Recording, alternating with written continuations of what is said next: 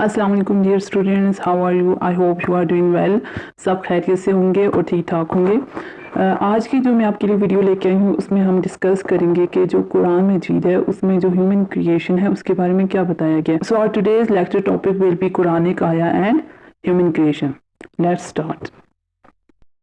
तो आज के लेक्चर में हम डिस्कस करेंगे कि कुरानिक टीचिंग जो है वो ह्यूमन क्रिएशन के बारे में क्या कहती है।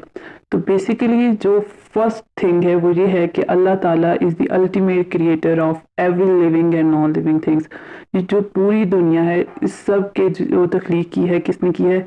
अल्लाह ताला ने किया है। इस यूनिवर्स में जितनी भी जानदार चीज़ें हैं, बेजान चीज़ें हैं, everything, each and everything is created by Allah ताला। तो हम इस रिलेटेड 2 से 3 वर्सेस देख लेंगे, उनकी ट्रांसलेशन देख लेंगे और उनकी एक्सप्लेनेशन देख लेंगे। ठीक है। फर्स्ट आया है हमारे पास, उसकी हम ट्रांसलेशन देख लेते हैं। We made every living thing from water. So it is mentioned in Surah Anbiya verse number 30. Allah Ta'ala is saying that we made every living thing from water. जितनी भी जानदार चीज़ें हमने किससे पैदा की? पानी से पैदा की। अब जो लाइफ का ओरिजिन हुआ है, हम साइंस में पढ़ते हैं तो हम पढ़ते हैं कि जो लाइफ ओरिजिनेट हुई कहाँ से हुई? वाटर से हुई। इसी तरह अगर हम बात कर लें कि जिस तरह जो चिक बन रहा होता है एग के अंदर, तो वहाँ पे भी एक फ्लूइड होता है, ठीक है, वाटर फ्लूइड होता है, तो वहाँ से लाइफ ओरिजिनेट करती है। इसी तरह जब स्पर्म और एग मिलते हैं और फिर जाइगोट बनता है और फिर उसकी डेवलपमेंट होती है, तो वहाँ पे भी एमनियोटिक फ्लूइड होता है जो कि उसकी डेवलपमेंट के लिए चाहिए होता है, ठीक है, तो वहाँ पे भी फ्लूइड होगा। इसी तरह जब हम बात करते हैं कोई प्लांट है उसने ग्रो करना है, तो वो उस वक्त तक ग्रो नहीं करता जब तक हम उसे वाटर नहीं देंगे।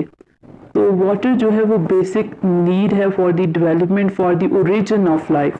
तो लाइफ कहाँ से ओरिजिनेट करेगी? बेसिकली वाटर से ओरिजिनेट करेगी।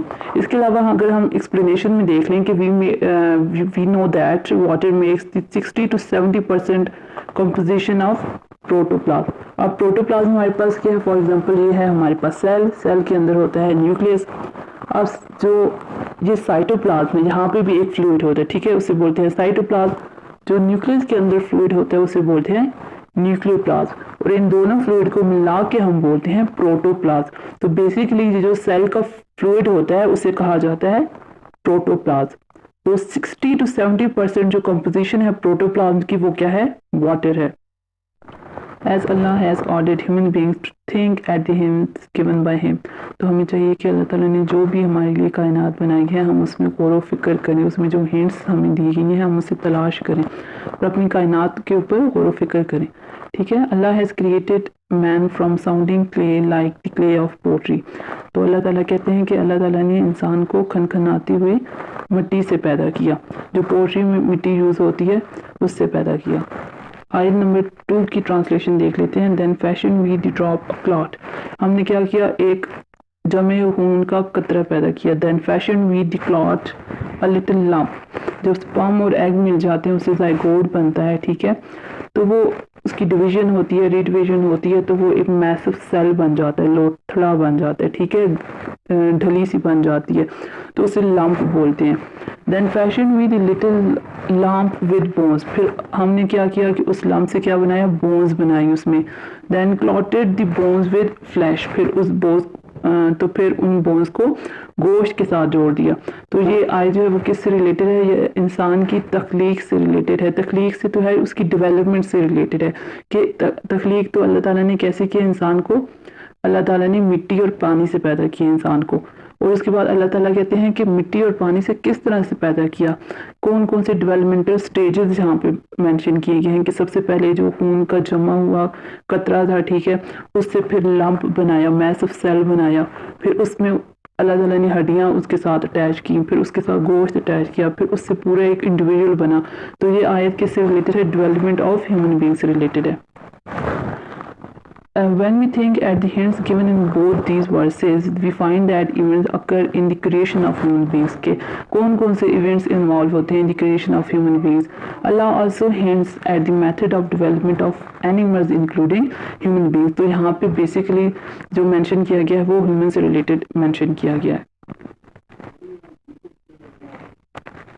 थर्ड आया है हमारे पास, we made We made man from clay like potter. तो अल्लाह ताला ने इंसान को चिकनी मिट्टी से पैदा किया। तो ये कौन सी आयत है? ये सूरह रहमान की आयत नंबर 14 है। तो अगर हम देखें तो हम कहते हैं कि इंसान जो है वो मिट्टी से पैदा किया गया है, लेकिन अगर हम इंसान को ऐसे देखें तो हमें तो नहीं लगता कि ये मिट्टी है, ठीक है। तो जो साइंटिस्ट है उन्होंने प्रूव कर दिया है कि जो ह्यूमन बीइंग है वो कहाँ उसकी जो क्रिएशन है वो कहाँ कैसे हुई, मिट्टी से हुई। तो जो ह्यूमन बॉडी के अंदर जो एलिमेंट्स हैं जिन्हें हम बायो एलिमेंट्स कहते हैं, जिनसे लाइफ ऐसे एलिमेंट जो कि लिविंग बॉडी के अंदर प्रेजेंट होते हैं, तो जो ह्यूमन बॉडी के अंदर 16 बायो एलिमेंट्स हैं वो सारे के सारे सॉइल के अंदर यानी मिट्टी के अंदर प्रेजेंट होते हैं। अब ये नहीं है कि मिट्टी के अंदर सारे के सारे जो एलिमेंट्स हैं वो ह्यूमन बॉडी के अंदर प्रेजेंट है, क्योंकि मिट्टी के अंदर तो बहुत ज़्यादा एलिमेंट्स हैं, लेकिन जो ह्यूमन बॉडी के अंदर 16 एलिमेंट्स हैं बायो एलिमेंट्स, वो सारे के सारे मिट्टी के अंदर प्रेजेंट है। तो इससे ये बात प्रूफ होती है कि ह्यूमन्स आर क्रिएटेड फ्रॉम, कि इंसान को मिट्टी से पैदा किया गया। तो एक्सप्लेनेशन क्या लिखा हुआ है कि all the elements of human body present in the clay which proves human is made up of clay. तो ये इस बात का प्रूफ है कि जो इंसान है वो किससे पैदा किया गया, क्ले से पैदा किया गया। आई होप सो कि आज का लेक्चर आपको क्लियर हो गया होगा, लेकिन अगर आपको कोई भी डाउट है तो आप कमेंट सेक्शन में पूछ सकते हो, और अगर आपको कोई टॉपिक समझ नहीं आया तो आप उस पर कमेंट सेक्शन में बता सकते हो कि हमें इस टॉपिक पे वीडियो चाहिए। तो अगर आपको मेरा टॉपिक अच्छा लगे तो मेरी वीडियो को लाइक करें, मेरे चैनल को शेयर करें, सब्सक्राइब करें और अपनी दुआओं में याद रखें। अल्लाह हाफिज़।